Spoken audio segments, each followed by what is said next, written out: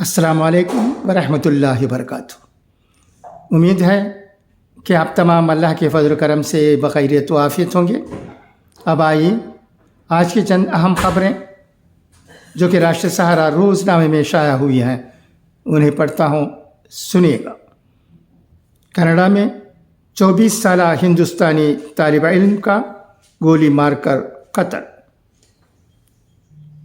Ottawa, Canada کے شہر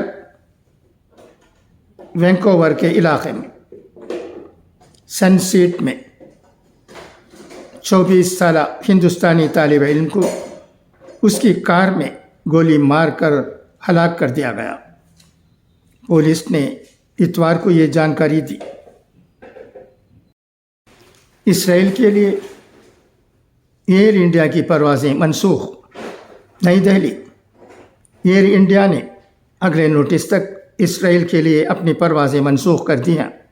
ممبئی اور دہلی سے ایئر انڈیا کی پروازیں بھی ایران کی فضائی حدود استعمال نہیں کر رہی ہیں۔ دریں اثنا، ہندوستان میں اسرائیلی سفیر نے کہا ہے کہ وہاں موجود ہندوستانی شہریوں کو تحفظ فراہم کیا جائے گا۔ انہوں نے کہا کہ ہندوستان کے شہری اسرائیل سے الگ نہیں ہیں۔ دوسری جانب ایران کے حملے کے پیش نظر اسرائیل میں موجود ہندوستانی سفارت خانے نے اپنے شہریوں کے لیے ایک ہیلپ لائن نمبر جاری کر دیا ہے۔ اسرائیل میں رہنے والے تمام ہندوستانیوں سے کہا گیا ہے کہ وہ امن برقرار رکھیں اور سیکیورٹی پروٹوکول پر عمل کریں۔ سفارت خانے نے کہا ہے کہ ہم خطے میں کشیدگی پر نظر رکھے ہوئے ہیں۔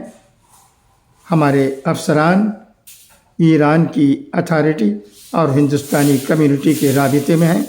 اس کے علاوہ ہندوستانی سفارت خانے نے ایک ہیلپ لائن نمبر اور ای میل آئی ڈی بھی جاری کی ہے۔ اب آئیے اقوال زرین سنیں۔ سنہری موتی، مصیبت میں صبر کامیابی کی کنجی ہے۔ اچھی کتابیں بہترین دوست ہیں۔